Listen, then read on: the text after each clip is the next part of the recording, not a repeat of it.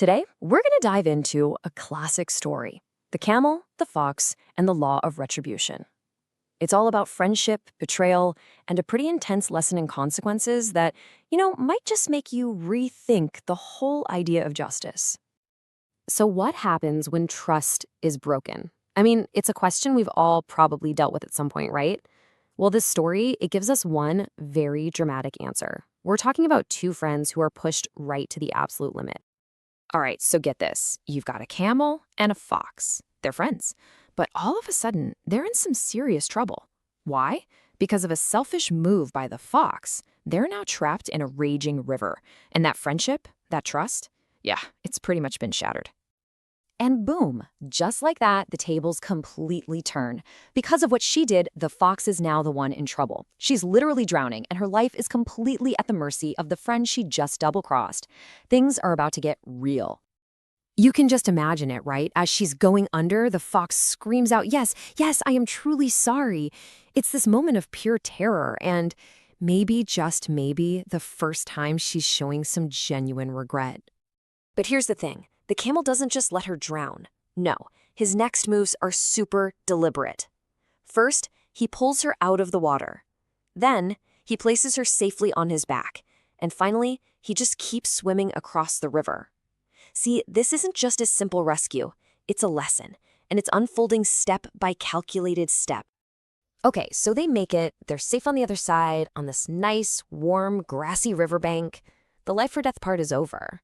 But you can bet the emotional drama is just getting started. And now that she's on solid ground, the fox just lets it all out. "I am so sorry for what I did, and I promise that you can trust me forever." And that is that. It really sounds like she finally gets it, That forever and that is that part, that sounds like she's making a real binding promise. So the camel, he hears her out. He accepts the apology. But he needs to make sure she understands why he did what he did. And this, right here, is where the whole story shifts from just a tale about two animals to something much, much bigger. He basically says many times in life, it is often a case of tit for tat. And that phrase, tit for tat, that's it. That's the core idea we're unpacking today. So, what exactly is tit for tat? Well, it's a principle of reciprocity. It means one action is met with a similar, equivalent action in response. Think about it. The fox acted selfishly, so the camel, in return, put the fox in a terrifying but equivalent situation of vulnerability. It was a direct, one-for-one response. So, let's break down what the fox really learned here, because it's a lot. First off, betraying a friend is never a good idea. Second, if you wrong someone, well, they just might wrong you right back. Third, and this is a big one, once trust is broken, you have to work to earn it back. And finally, sometimes the harshest lessons are the ones you absolutely need to learn. And what's really amazing is how this all ends. You'd think there'd be some bad blood, right? But no, it ends in reconciliation. Once the lesson is learned and the apology is accepted, they actually start laughing together. Their friendship isn't just back to normal, it's stronger now, forged in this really intense but totally necessary moment. And all of this leaves us with a pretty big question to chew on: retribution or forgiveness? Which path is better? I mean, the camel used a bit of retribution to get to forgiveness, but is that always the right move? It really makes you think about that fine line between justice and mercy in our own lives, doesn't it? What do you think you would have done? So today, we're going to dive into a really powerful and honestly charming fable called The Giant Voice of Ali Thumb. It's one of those stories that just makes you rethink things. It challenges our perceptions, celebrates courage, and reminds us that, real strength often pops up where we never think to look. Let's get into it. I want to kick this off by asking you a question, something to just kind of hold in the back of your mind as we go through this. What if that one thing about you, the thing that you or maybe other people see as your biggest weakness, what if that was actually your greatest, most unique strength? That very idea, well, it's right at the heart of the story we're about to explore. Our story begins, as many do, with a secret. In this case, it's a family secret, and a son who's been kept hidden away out of shame.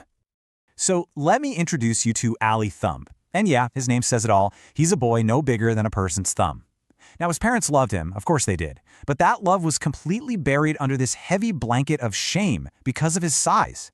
They were just so terrified of what the world would think, of the judgment, that they made this heartbreaking choice to keep their own son hidden away from everyone. Okay, so let's fast forward to the moment that changes absolutely everything. The family is traveling, and what's supposed to be just a simple, quiet meal, well, it takes a very sudden and very dangerous turn. I want you to picture this. A nice, quiet hotel dining room. The family's having a meal together, something they probably don't get to do out in public very often. Allie is tucked away, safe in his father's pocket. For just a minute, everything is peaceful, but that peace, it's about to be shattered. And then bam! 3 rough-looking men burst into the room, waving guns around. Their demand is blunt, it's terrifying, and it just plunges the whole place into instant chaos. And the reaction is, well, it's exactly what you'd expect, right? Sheer panic. Fear just takes over the entire room. People start dropping their wallets, their jewelry on the tables without even thinking twice. Even Ali's father, a good man, he knows there's no other choice. They have to do what the thieves say. It looks completely hopeless.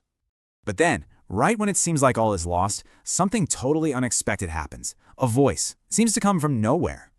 It's this deep, booming, powerful voice that just slices right through the silence and the fear. It's a voice filled with pure authority, and it clearly doesn't belong to any of the terrified guests or the staff. Now this is where it gets really interesting. Think about the thieves. They're the ones with the guns, they're supposed to be in control. But this voice, coming from nowhere, it throws them completely off their game. They're frantically looking around the room, trying to find who said that, but they see absolutely no one. And before they can even process what's happening, the voice booms again, even louder this time. And it's not just a command anymore, it's a promise, a threat. And that's so much more terrifying when you can't see where it's coming from. So these thieves, their minds are racing. You have this massive voice, but no visible person. What's the only conclusion they can jump to? It can't be a person, so it has to be a ghost. And it just so happens that these tough criminals are terrified of one thing more than anything else.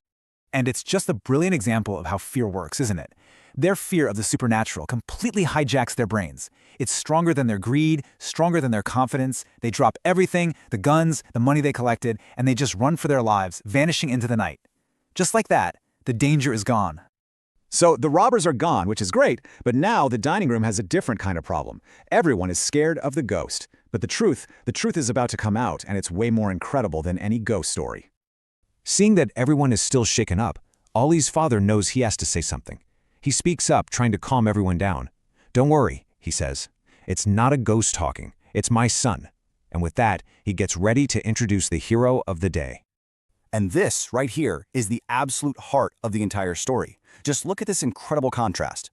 The voice was loud, deep, booming, so powerful it sent armed men running in terror. And the source of that giant voice? A tiny little boy, no bigger than a thumb, who now has this huge, triumphant smile on his face. This is the real Ali Thumb. You can just imagine the looks on the guests' faces, right? Total shock. But that shock immediately melts away and turns into this overwhelming wave of gratitude and pure admiration. They're thanking Ollie, shaking his tiny hand, and they're all telling his father how unbelievably proud he must be to have such a brave son. The entire feeling in the room has been turned upside down. But that massive shift in perception didn't just happen for the strangers in the dining room. The most important transformation of all was happening inside Allie's own family. Later that night, when Allie's father is explaining everything to his wife, it's like a light bulb finally goes on. He sees the truth so clearly, and he says it out loud. He realizes all that shame they carried, it wasn't just a burden. It was a huge mistake. They shouldn't have hidden Allie away. They should have been celebrating him this whole time. This really breaks down their whole journey perfectly, doesn't it? It's this 4-step evolution from hiding and secrecy to witnessing his courage to finally understanding their mistake and then, at last, showing him to the world with immense pride. They finally saw Ali for who he truly was, not just for what he looked like. And so our story comes to this really beautiful conclusion. Ali isn't hidden away in a pocket anymore. He's up high on his parents' shoulders, proudly looking out at the world from a brand new perspective, ready for all the adventures that are waiting for him. And that brings us right back to where we started. Allie's story, it might be a fable, but it asks us a very real question. What potential, what giant voices are we overlooking in other people and maybe even in ourselves just because we're too focused on how things look on the surface? It's something to think about, isn't it? What hidden strength do you have that's just waiting for the right moment to be heard?